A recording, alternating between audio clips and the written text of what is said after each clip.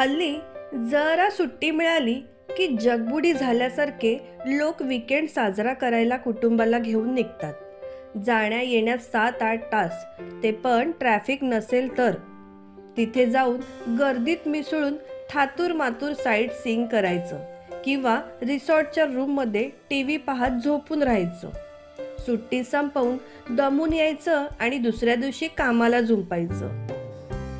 आपण नक्की का जातो विकेंडला, कशापासून लांब पळतो? मला वाटतं रोजची चाकोरी मोडणे हा त्यामागील महत्त्वाचा हेतू असतो। चाकोरी म्हणजे काय? नवऱ्याची नोकरी, मुलांच्या शाळा आणि बायकोचं घरकाम।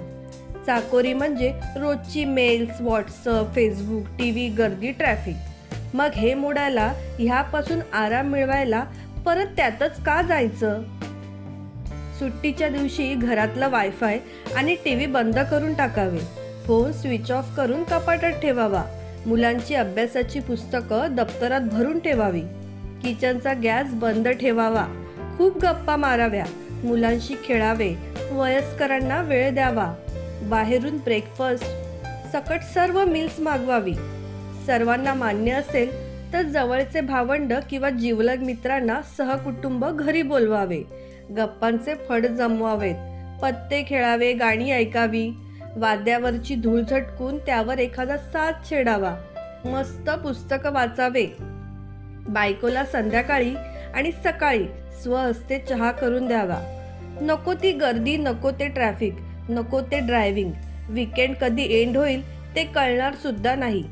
एंड न होणाऱ्या अनेक आठवणी देत। अनावश्यक प्रवास तसेच प्रदूषण टाळा।